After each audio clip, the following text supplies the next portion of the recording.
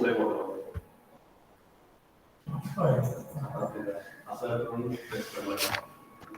the previous class, we discussed about the primary data and also other methods. Other methods already in the one of the previous classes, these warranty cards, pantry audits and all we have discussed. So I will be sharing the detailed PPTs to you all. The same discussions like what are warranty cards, consumer panels, those things I have shared here. Now regarding the collection of secondary data. In the previous class, we saw how exactly from which all sources the data what you collect is called secondary data and how exactly to go about this secondary data. For what type of research analysis you require what type of data. So from which sources you can collect this secondary data is shared here. Now, once you have the secondary data, what are the cautions to be taken before using secondary data? So before using secondary data, one must see that they possess the following characteristics. Now, what exactly those characteristics are? First thing, the data should be reliable one. And second thing, it should be suitable for our research work. And third one is adequate. The data should be adequate. Now, before using secondary data, one must possess the following. Now, reliability of data. The reliability can be tested by finding out such things about the said data. Now, what are the requirements?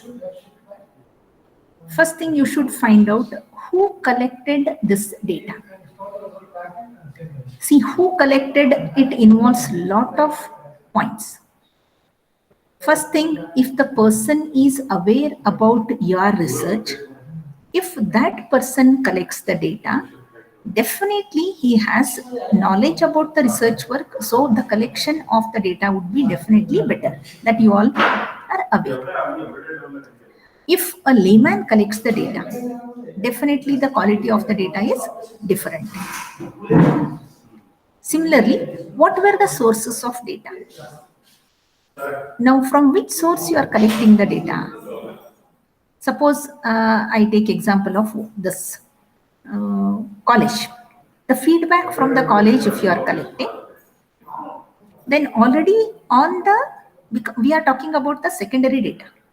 So already on the website, lot of information is available to you all regarding the selection of the college or selection of the branch if you are a UG student. So under such cases, when you are collecting already the published data which is available on the website, that is what is our secondary data. Now you have to find out, is there any other source to this? Or somewhat like the primary data. See, imagine a case where you are admitting your brother or sister to UG course to GIT. Under such case, first thing, published data, already the placement data is available, the number of admissions are available, number of seats are available, what is the minimum and maximum CET ranking is available, COMEDK result, rankings are available.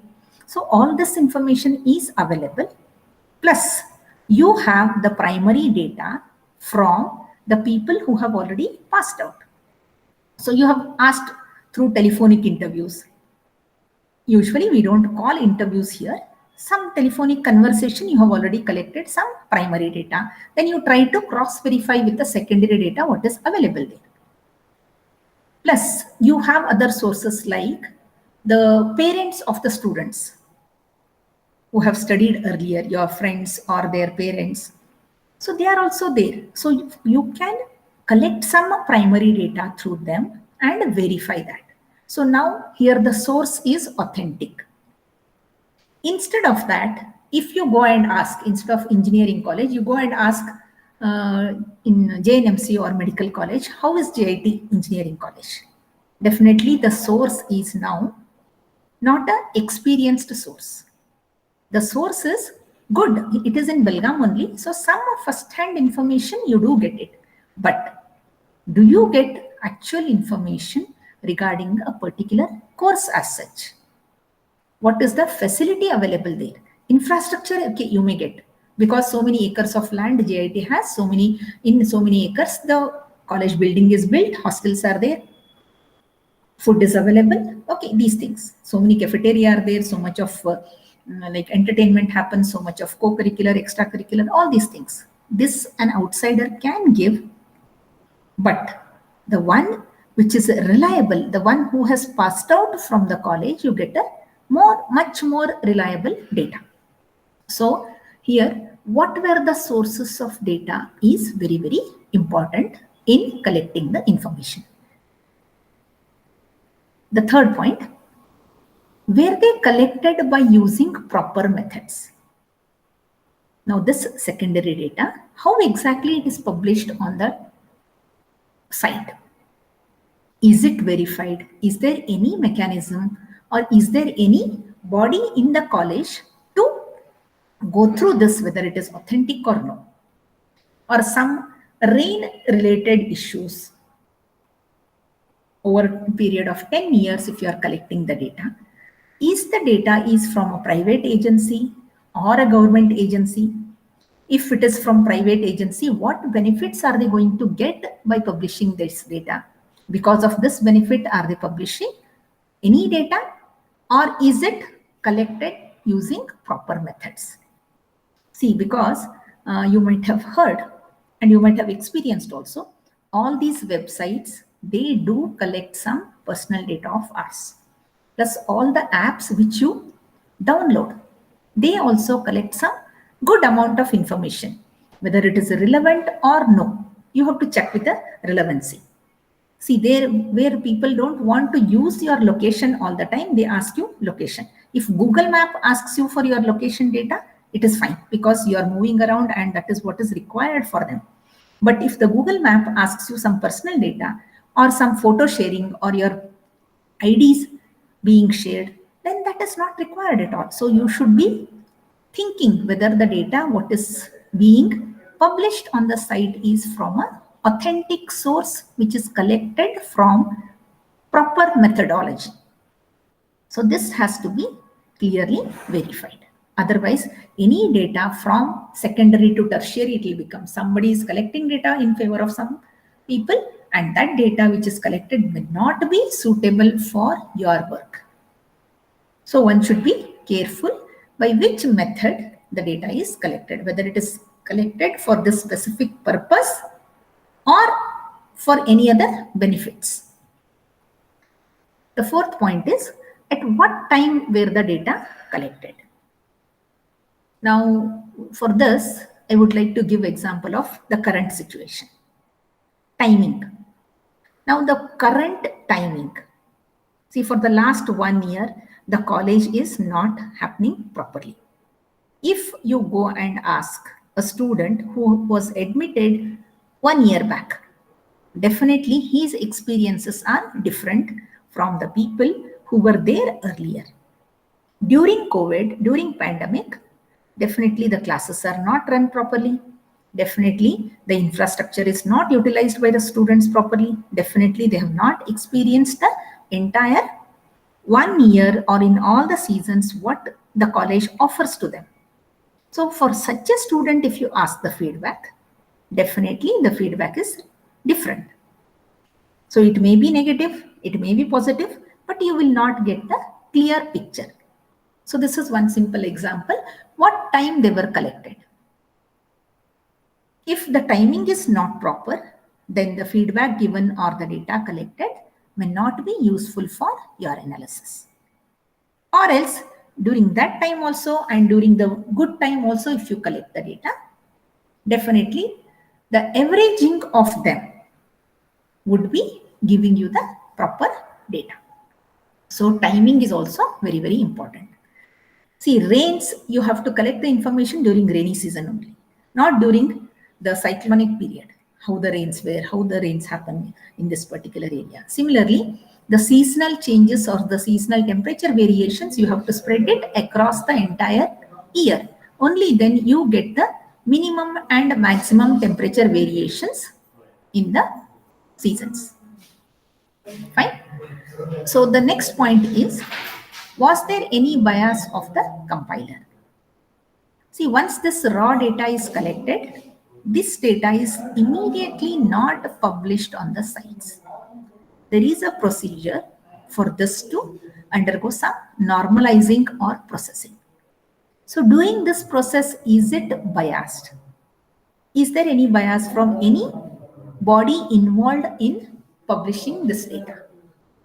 So that also has to be checked. See, bias can happen positively or negatively. That's what I gave the example of. During pandemic, if you have collected the information regarding the performance of a college or something, then some people would say, no, they started immediately the online classes, so the teaching learning was not hampered. This a person would say, where under the circumstances, okay, the best method would be online learning instead of sitting idle. But there are some set of people who really want that, no, this online teaching is not a method at all for learning. So for such people, if you ask this, then they would say that, no, what, they started teaching on computers, children did not understand anything. So there is a possibility of this as well, because so many children, thousands of children. So the bias could be on either side. So you should check whether there is any bias of the compiler. You know the situation, you are undergoing it, so you can understand it better. But the people who are outside this situation, who have not experienced this kind of a situation, for such people, yes, they may feel that, okay, what online teaching can happen, where the learning happens, something like that. But there will be other educational body where they say that, okay, 1 year of this, definitely online, somewhere some teaching has to take place. Otherwise, 1 year of so much of manpower wastage.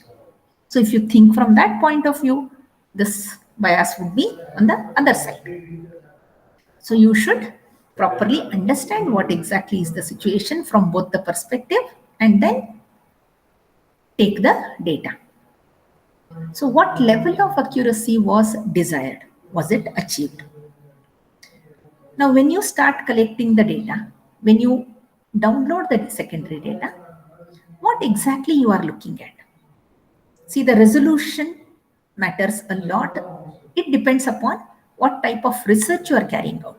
What is the accuracy level required? So that is reflected even in the data collection as well. I would like to give example of, say, now again college, the placements. If the placements are 100%, then definitely the person will think, okay, what is the range of the package these people are offering, or this college people are getting. Now, if you say that, okay, there is in another college, XYZ college, 50% of the students are placed, definitely the bias is now on this college. Now, what is the package? So again, if the package is okay, minimum, okay, average is say 5 lakhs. No, average 5 lakhs is a good package. Okay, fine. During the pandemic, okay, sitting at home, you are interviewed at home. Okay, good package to take up now. You don't know the job scenario later. So now like this, the accuracy now. One side 100, one side 50. Now which one you would like to go ahead with? Where 100% placement is there. Okay, some job I will get, go, no problem. During the pandemic also, they have offered so much. Okay. Now accordingly, you start collecting the finer details now. Okay, which are the companies which are being like coming for placements. So what kind of jobs are there in that? So what all information you want now? Okay, are they getting the core jobs? Are they getting the data processing type of jobs? Or are they getting some BPO kind of a jobs? What exactly is the nature of these jobs? Are they going to satisfy my needs? Are they going to be for my long-term plans? All these things. Now, what is the accuracy required? If you want only one job, okay, fine. This college is providing. Again, go to finer detail, finer detail. Come to, okay, individual branch. Okay, in this particular branch, how many jobs are offered? How many people have got two offers? How many people have got three offers? Like that, you've zeroed down to some accuracy level. Are you happy now with all this tree diagram? okay, this is what now I can expect if I join after 4 years, my future will be somewhat like this. Is that the accuracy level required for you? Okay, fine, got it. If not, okay, this college is providing good placements. Okay, fine. So here there is a difference in the accuracy level. Only one job is enough, or the finer detail that do I get a core job if I want? Can I switch over to a software job? So the level of accuracy is changing there. Is it achieved in collecting the data? If simply I collect only one information, is this offering the placements or in the core with so much package? So there is a wide band of question answer sessions required to achieve what accuracy level is required by you. Was this achieved? So with the given available published secondary data, all these 6 points are they met? So that is reliability of data. Next point is suitability of the data. So the data that are suitable for in one inquiry may not be necessarily suitable for another inquiry. This is very much true. I am looking for only electronics branch. So whatever information I get it from mechanical or CS branch is not true. This is what suitability of data. For my work, I am looking for electronics branch and the details regarding the electronics branch. So you find the infrastructure, you find the lab facility, you find the placements, you find the faculty, you find what other information like extracurricular, co-curricular or projects, what are being taken up. So all this information, whatever holds good for a specific branch, does not hold good for another branch. So individually, they are two different, though they belong to the same college, the information is different. So here, if one person has collected information regarding mechanical or CS branch of GIT, that may not hold good for EC branch or electrical branch of GIT. So this is what is suitability of data. Same data, you cannot borrow it. So if the available data are found to be unsuitable, they should not be used by the researcher. So in my research work, I should not use the data from mechanical or CS branch if I am working on a research of related to EC branch alone. This is what is the meaning of this. In this context, the researcher must very carefully scrutinize the definitions of various terms and units of collection used at the time of collecting the data from the primary source originally. That means the first example also I gave, whatever secondary data which is published on the site should be compared with the primary data which you have collected through either telephonic conversation or individual meetings or through interviews or personal meeting with the passed out students or other beneficiaries. So you have to verify this data with the primary source. Similarly, the object, scope, and nature of the original inquiry must be studied. If the researcher finds differences in these, the data will remain unsuitable for the present inquiry and should not be used. If this is the thing, then you should not go ahead immediately with the admission process. You should find out from other sources also the information. This is what is the meaning.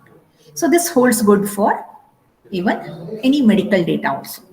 If I collect information about some images of a cancer patient, I am working on some cancer patients and their images I am collecting.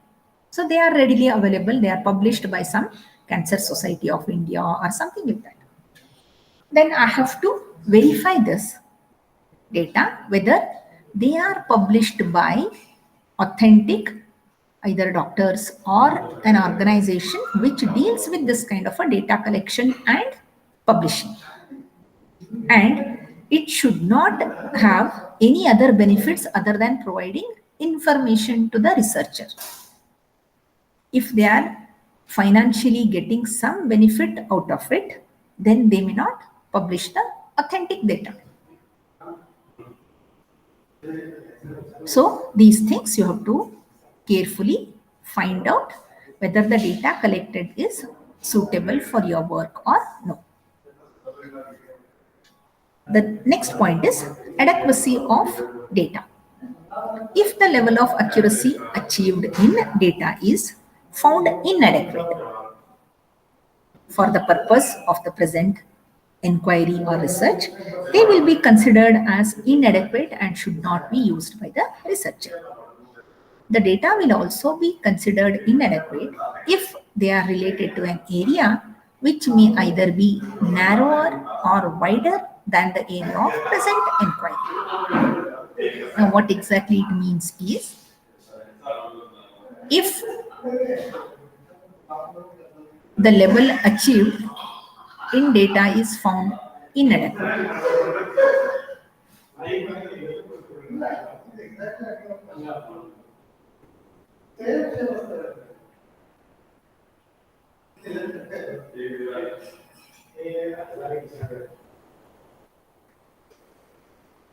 so if sufficient data is not there, then one has to recollect the data either by accuracy or by the amount of data collected or by the timeline it collected. If it is inadequate, then one should not use this data. Okay. So these are the cautions to be taken before using the secondary data.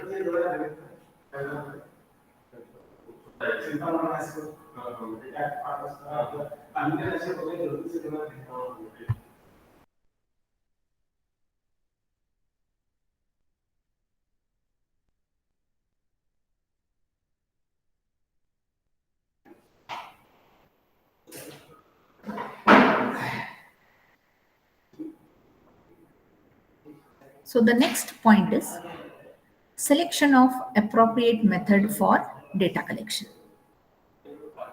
Now in the previous slide, we saw that if the data is inadequate in any means, either by timeline or by the accuracy or by the source, anyway, if it is found inadequate, it cannot be used for the research work.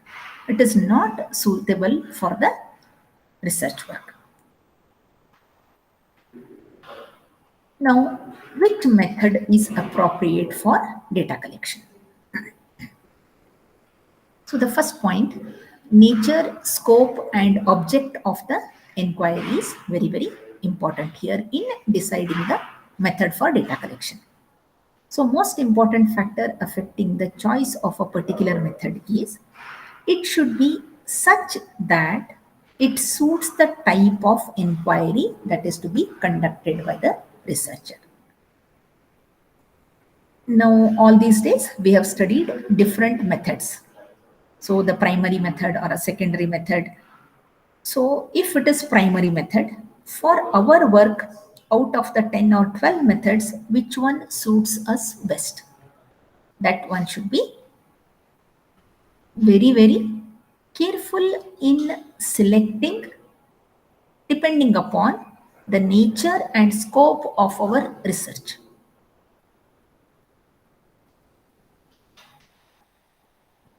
The second most important point over here is availability of funds. So for this data collection or for the entire research work, how much amount of money is available with you? So the funds play a very, very important role. In the earlier primary data collection method, we have seen few methods were very, very expensive. If your funds are less, then such expensive method, though they may be suitable for your research work, but you cannot still go ahead with that kind of a data collection method. Instead, a general mailing method or a Google form method, though it is not suitable or you are very sure that the data collected may not be sufficient for that, you have to go ahead with that and substantiate it with other methods of data collection. So availability of funds for the research product determines to a large extent the method to be used for data collection. If you are allocated with a good amount of funds, then definitely you can go ahead with your interview method or observation method. Otherwise, simple Google Forms to, that's what yesterday's class I explained. No? Instead of sending Google Forms to 100 people, if you send it to 500 people, definitely the amount of data what you get, at least the complete data what you get, maybe 50% rate. So under such cases, which is not costing you much, you have to rely on that kind of a data collection. The third point is time factor. So how much time you are given for data collection? Say for example, now the pandemic,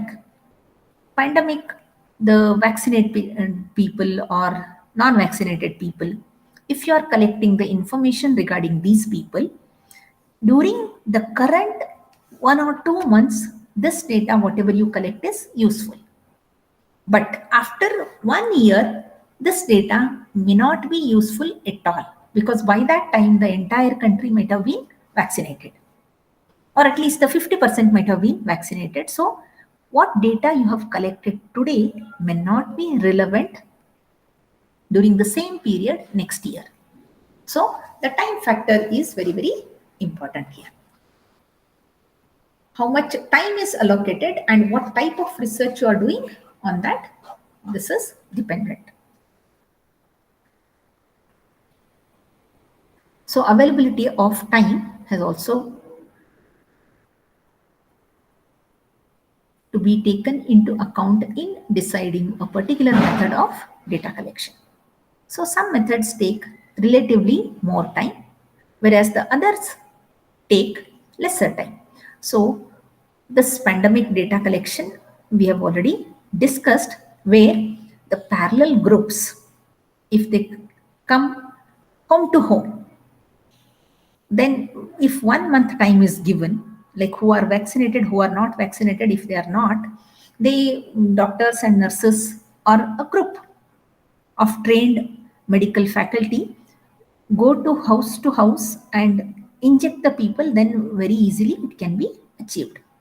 Instead, from one end you are beginning and the other end you are reaching in a phased manner. In one phase only, if this is done, vaccination rate would be faster. And this one of you have already suggested this method, right, in the presentation.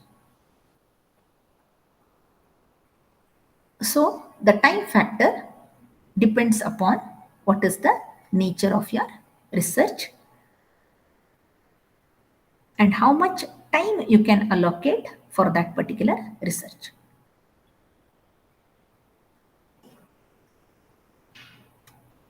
The next point, precision required. Now, this precision required is the most important factor to be considered at the time of selecting the data or selecting a proper method for data collection. Now, this precision in the previous data collection method also we have discussed, where what type of data you are collecting and what is the precision level required for that.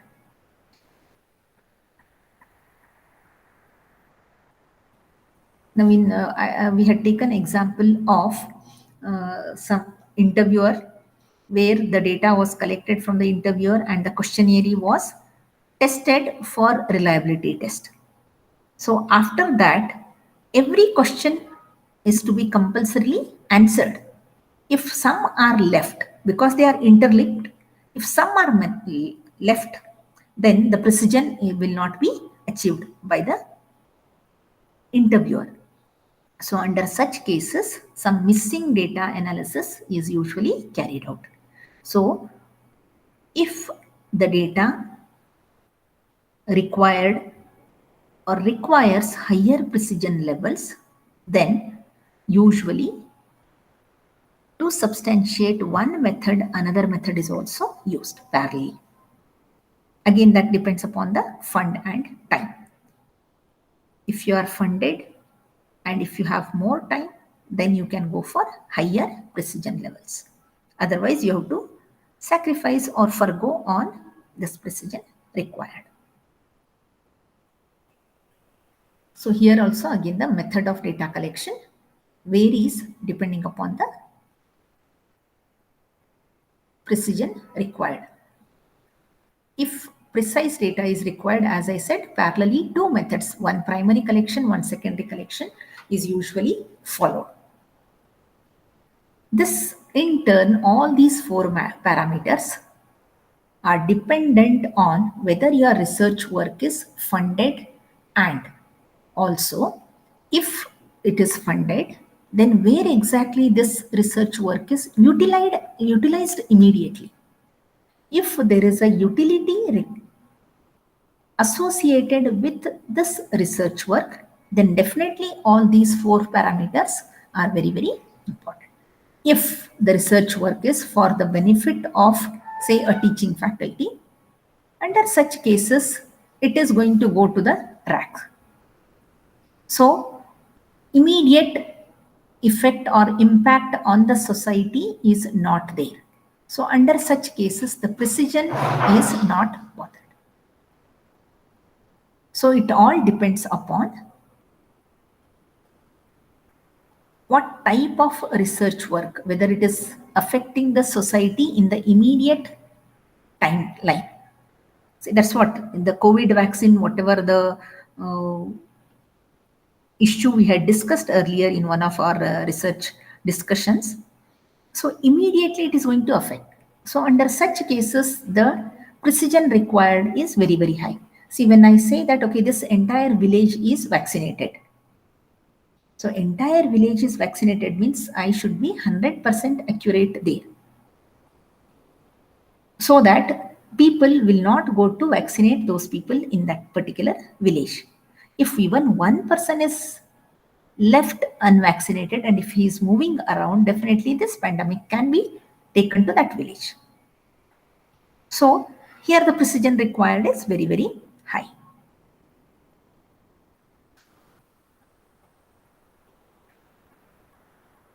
So you have to go for appropriate method of data collection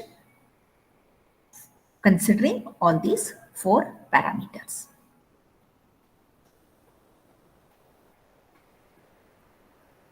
See, some time back, even the polio vaccine was administered.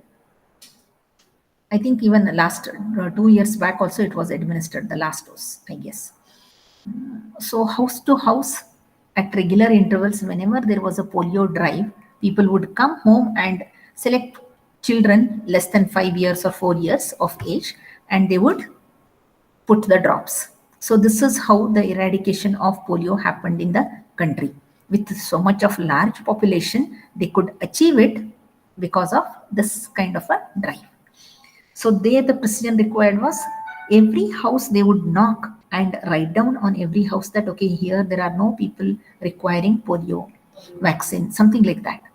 So every house was attended. This is the precision. They just did not ask, inquire, like whether it's done or no, like that. So every house was knocked and they were asked. If the house was locked, next day they would come and ensure that there are no children below 5 years of age.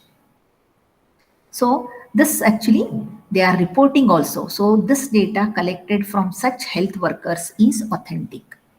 So the method used to collect the polio vaccine data here would be to inquire with the health workers who have worked in that particular area.